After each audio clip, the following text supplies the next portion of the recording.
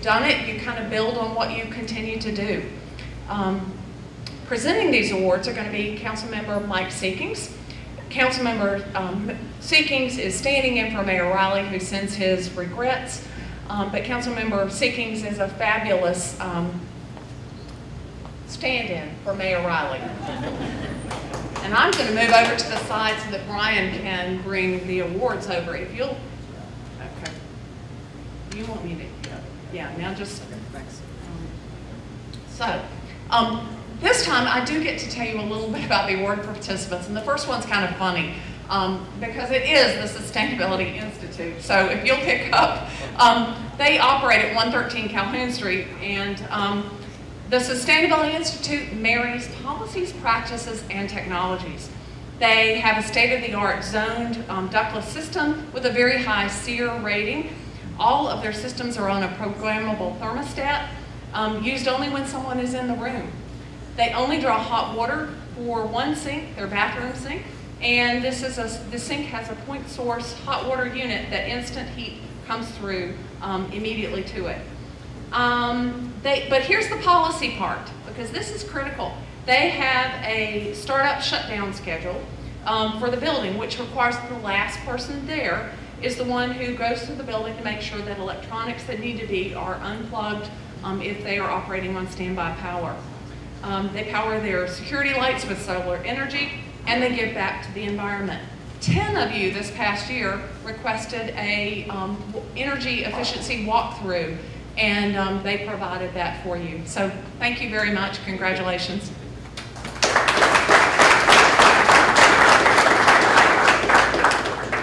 Our next award recipient is Boeing. They do it all, and they keep raising the bar. Reading their scorecard just is exciting. They reduce waste, they use renewable energy, they achieve energy and transportation efficiencies, and I think there's somebody else here. Does he not want to go up front with her? I know. I want a middle seat on this plane here. So. They reestablished their partnership with Habitat for Humanity this year and donate unwanted yet usable items. To date, approximately 3 tons of desks, chairs, and carts have been donated for resale. Boeing is in the midst of going to no desk side trash or recycling bins.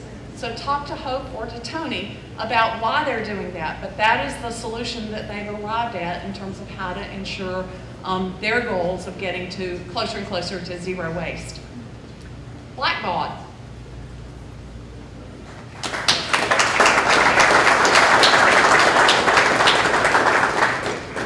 Blackbaud increased their recycling of confidential materials. And the way they did it is to ensure that the location for collecting them were in very highly trafficked areas, but also locked so that they could be secure.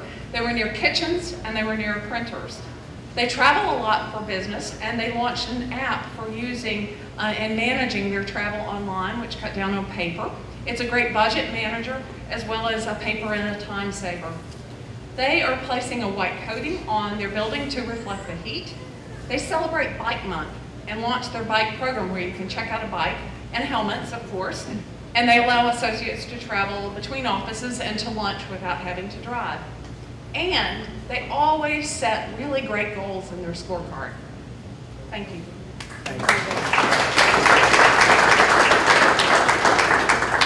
Is Century Aluminum here? We all know them as Alcoa. I'm just going to read really quickly about them, but they have an environmental team that meets once a quarter, and they communicate new initiatives to employees. They set a goal of finding ways to recycle materials. At that meeting, they learn what it is that they need to find a new home for, and as a team, they do it. They calculate their carbon impact every month. They have a no idling policy. On Earth Day, they emailed a notice to everyone in the plant. They called it an envirogram with pictures showing the items that should be recycled. That email also showed statistics about what they had recycled and 285,000 tons of material that would have gone to the landfill. Next up is Charleston County Parks Recreation Commission, their headquarters. Previously you saw someone from Wanamaker, but this is from the headquarters on James Island. They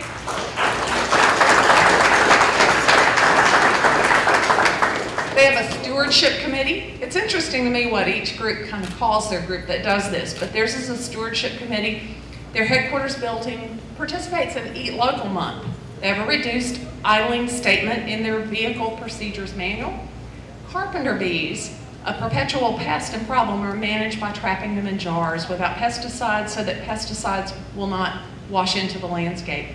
They are implementing a zero waste strategy this year with education and tracking, because you do have to track something to understand what you've got and to meet your goals. Congratulations.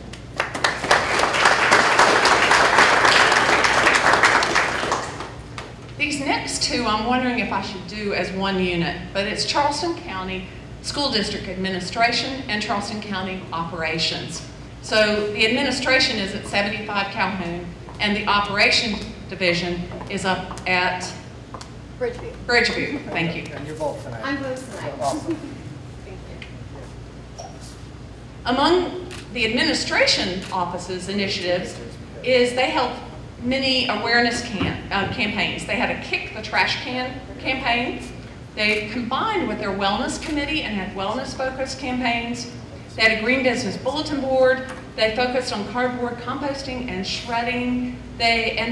And like I said, they merged with their wellness campaign, which was an interesting kind of win-win, I think.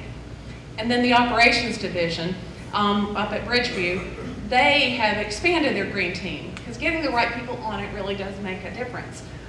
They have focused on energy efficient upgrades and water conservation upgrades.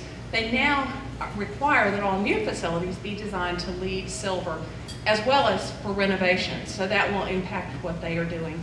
They have 54 propane-powered buses. They have retro-commissioned, and if Whole Building Systems is here, they know lots and can tell you lots about retro-commissioning. But they retro-commissioned water source heat pump and cooling tower that was installed in 2012. And retro-commissioning just means that you ensure that it's working the way it was supposed to work. They use plug misers, and they also have more green and local purchasing for their school lunches from local farms.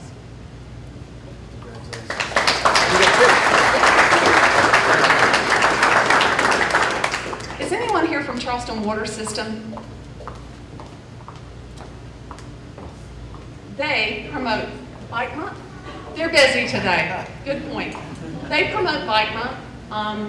Because they use so much carbon-fueled vehicles, they also monitor their idling by using a GPS system. All of their wastewater treatment byproducts are now taken to an energy digester to produce electricity, and that is placed on the electrical grid. They've done so to power 16,000 tons of material have been diverted from the landfill as a part of this program. The next group are my peers at the City of Charleston, and their green team, there are a couple here, their green team piloted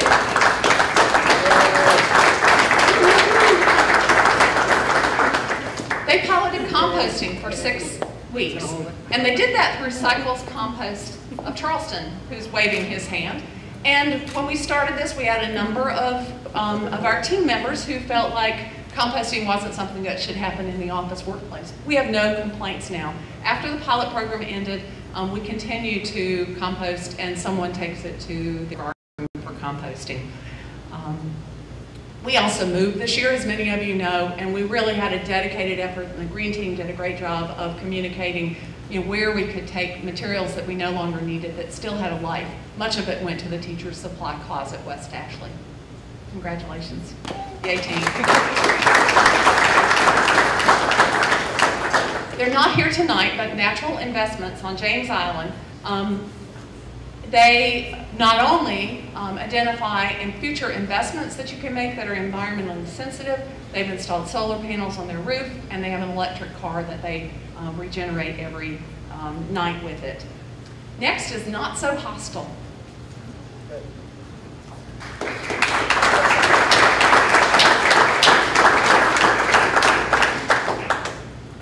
Part of what I love about Not So Hostile being up here is you've heard a lot of big companies that have come up. This is a small hotel that's located in downtown Charleston, and they have found an affordable way to purchase 100% recycled paper, toilet paper as well as other papers. Ask them what their secret is. They've also are installing more tankless toilets. They have 6 composting bins going in their kitchens. They make their own cleaners, and they will be doing a GBC training this year because they offered it 2 years ago, but they have kind of upped what they know about green cleaning and want to share that with all of us that are interested as well.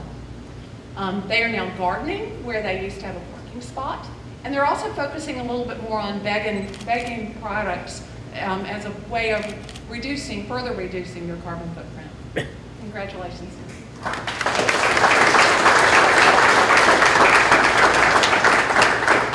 And finally, we have a SC&G.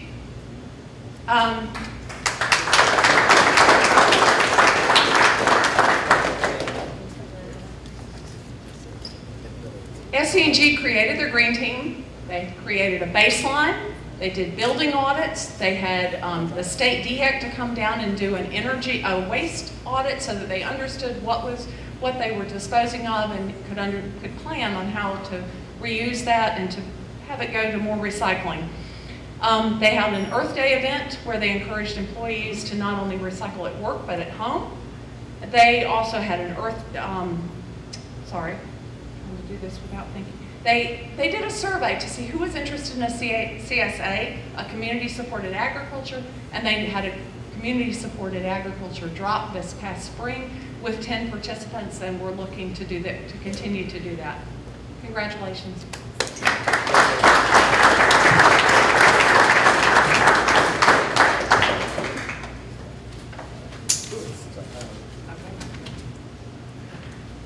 Councilmember Seekings is going to tell you my favorite part of this evening. It's really about the collective impact of what you have all done. You've seen some numbers kind of roll by to the side, but he is here in part because he is the chair of the Sustainability Advisory Committee for the city. 2 initiatives that they undertook this year was reviewing the Upper Peninsula Initiative zoning district, as well as considering and supporting not allowing offshore oil drilling off of Charleston. So, welcome. Thank you all. Thank you, Carol Lee. My name is Mike Seekings. I sit on Charleston City Council. I am the chairman of the Sustainability Advisory Committee, which means Carol Lee is my boss, and she tells me what to do. But what I don't need to be told is this. As I look around this room, it's very clear that this really, although this is called the Green Business Challenge, this is really a gathering of people in business who get it. Can you imagine a world post-2015 where you ran a business and you didn't think about the things you think about every day to make our environment and our community better, because it does that and it's good business. I mean, it's amazingly good business. I actually happened to turn on the radio today and there was a show on NPR with Michael Bloomberg and the mayor of Vancouver talking. And if any of you have been to Vancouver recently, it is booming. And it's booming because they are thinking about the things that you all, the people who get it, are thinking about. And the mayor of Vancouver said one thing that really struck me. They have hit, in a city of 2 million people, they've hit a target of greater than 50% of their commuters not in cars, which is amazing. So the city of Charleston, which I'm proudly a part of and I live in, is committed to helping you make our city better, but we can't do it without you. And Carol Lee, late last night, typed up a few statistics so you know who you are and what you're doing for us. And again, it's good for our city, it's good for us, it's good for your business. There were 70 of you who were part of the Green People Challenge, the people who get it. You accomplished 400 new initiatives. That brings the total of initiatives that were brought up since the Green Business Challenge began to 1,800. I mean, each one of those is a separate initiative that you all took your time to pursue in order to be here tonight.